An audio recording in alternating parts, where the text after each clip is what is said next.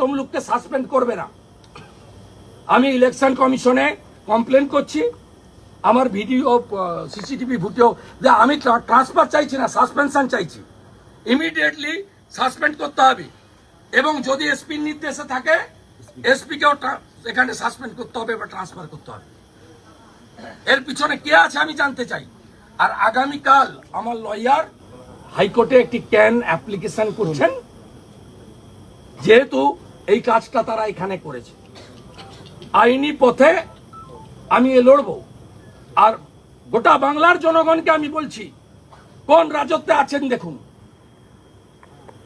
যখন ভাইপোর বাড়িতে ভাইপোকে বা কাউকে ডেকেছে, ওদের সিবিআই ইডি নোটিশ করে ডেকেছে।